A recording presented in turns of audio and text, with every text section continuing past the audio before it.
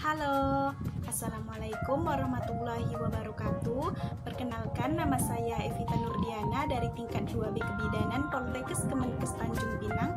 Pada kesempatan kali ini saya akan membuat video mengenai masalah pada neonatus, bayi dan balita guna memenuhi tugas asuhan kebidanan neonatus, bayi balita dan anak prasekolah dengan dosen pengampu Ibu Fidiah Aminin SST MKes. Selamat menyaksikan.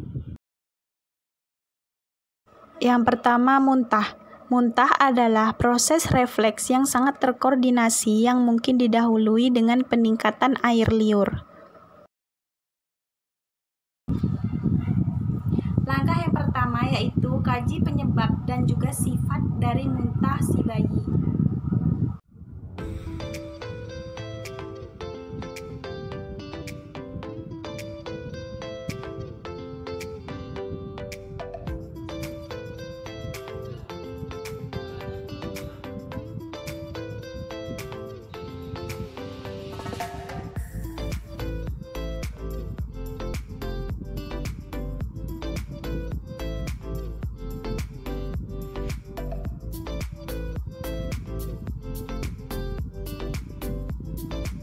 Tetap berlanjut, langsung lakukan kolaborasi dengan tim medis. Yang kedua, gumoh. Gumoh adalah keluarnya susu yang telah ditelan ketika atau beberapa saat setelah minum susu dan dalam jumlah yang sedikit. Penata laksanaan pada gumoh ini yang pertama, perbaiki teknik menyusui. Dalam menyusui ini, ibu dianjurkan untuk cuci tangan terlebih dahulu sebelum menyusui. Kemudian yang kedua, ibu dianjurkan untuk menentukan posisi yang benar pada saat akan menyusui. Kemudian memeras sedikit air susunya dan dioleskan ke sekitar areola guna desinfektan. Kemudian menganjurkan ibu memperhatikan bayinya selama proses menyusui. Kemudian mengajari ibu cara melepas puting susu dan mengajari ibu cara menyendawakan bayi.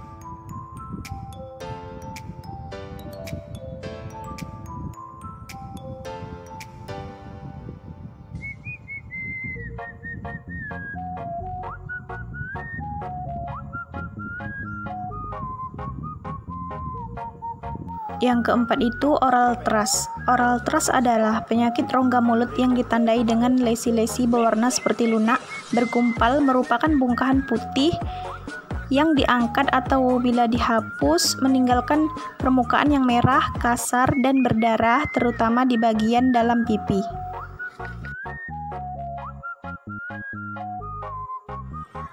Penata laksanaan pada oral thrush itu sendiri yang pertama, memberhentikan pemberian antibiotika, kortikosteroid, dan meneliti secara teliti adanya diabetes mellitus atau tidak.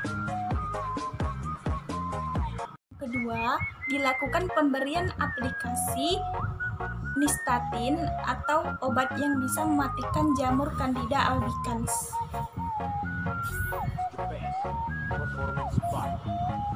Dilakukan secara perlahan.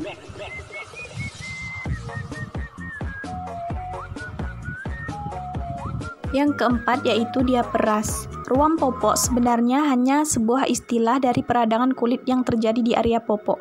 Hampir semua bayi diperkirakan pernah mengalaminya, yaitu antara umur 4 sampai 15 bulan. Untuk penata laksanaan pada diaperas ini yang pertama yaitu mengganti popok sesering mungkin. Adik, ganti popoknya dulu ya. Pinter ini, biar enak nih ganti popok, biar bersih. Ganti popok ini dia. Ganti popok ya. Untuk bantu si adik nih, udah besar dia. Tepuk dulu dia.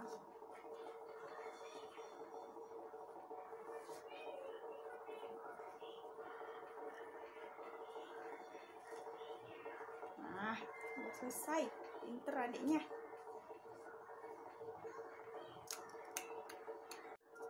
Langkah yang kedua, gunakan air bersih untuk membilas area popok tanpa menggosoknya.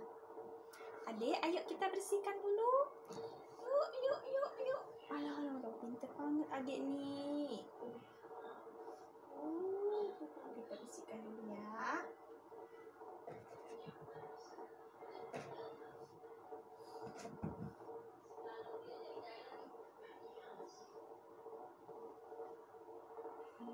Pinter.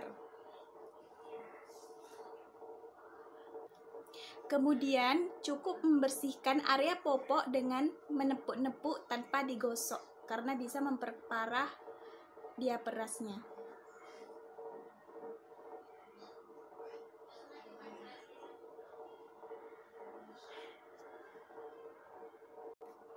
Kemudian hindari popok yang terlalu kencang. Pastikan popok pas dengan bayi, tidak terlalu longgar, dan tidak terlalu kencang. Selain itu, bisa juga menggunakan obat anti jamur. Adik pakai obat dulu ya, Dek ya, biar ruamnya hilang.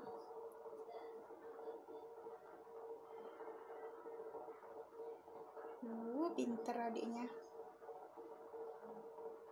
Pinter ya sayang.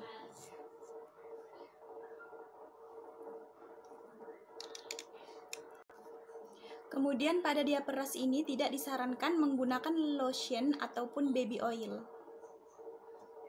Yang kelima, seborrhea. Seborrhea adalah sebum lemak yang berlebihan yang biasa terjadi pada 3 bulan pertama kehidupan.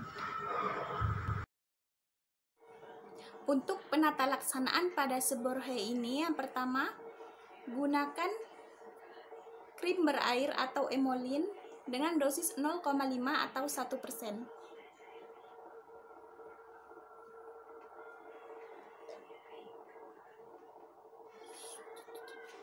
Bentar ya, pakai sabun dulu.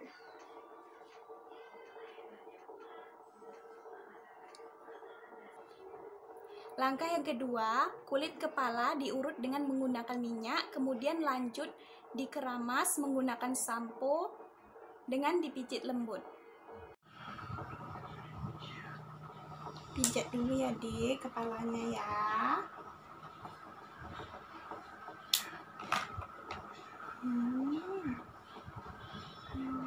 Enak ya, Dek ya.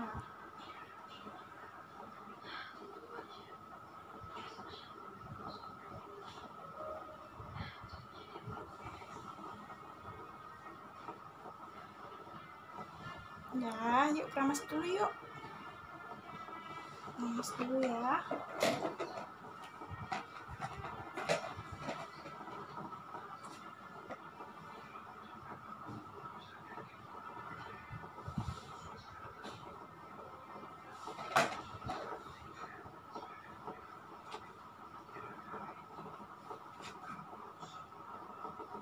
Yang keenam, bisulan. Bisul hanya sebuah istilah. Secara medis, furunkel yaitu suatu peradangan pada kulit yang biasanya mengenai folikel rambut dan disebabkan oleh kuman Staphylococcus aureus. Penata laksanaan pada bisul ini, apabila dia kecil atau bekas gigitan nyamuk, usahakan sebaiknya jangan sampai digaruk. Karena apabila digaruk akan menyebabkan infeksi yang memudahkan kuman masuk melalui luka. Yang selanjutnya yaitu miliarisis atau biang keringat, adalah penyakit kulit akibat adanya sumbatan saluran kelenjar keringat sehingga keringat tidak bisa keluar dan masuk ke sekitar saluran di bawah sumbatan. Untuk penata laksanaan pada miliarisis ini, yang pertama, tempatkan bayi di tempat yang dingin sehingga pengeluaran keringat berhenti. Yang kedua, gunakan pakaian tipis yang menyerap keringat. Langkah yang ketiga, gunakan obat antikoligernik yang membuat produksi keringat berkurang.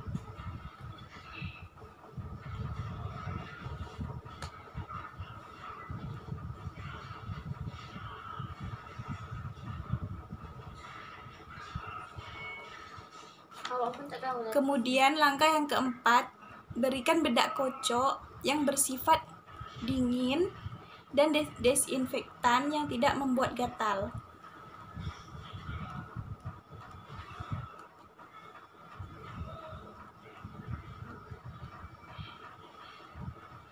Yang kedelapan yaitu obstipasi, adalah suatu keadaan atau gejala terhambatnya gerakan sisa makanan yang disalurkan pencernaan sehingga tidak dapat buang air besar secara lancar dan teratur. Untuk penata laksanaan pada obstipasi ini, yang pertama, anjurkan ibu meningkatkan asupan cairan dan juga makanan yang kaya akan serat seperti sayur-sayuran dan juga buah-buahan. Ibu sebaiknya ibu banyak mengkonsumsi makanan yang kaya serat ya Bu, seperti buah-buahan, terus sayur-sayuran, dan juga ibu juga harus banyak mengkonsumsi air putih karena ibu itu menyusui. Jadi apa yang ibu makan itu akan berpengaruh sekali dengan pencernaan si adik.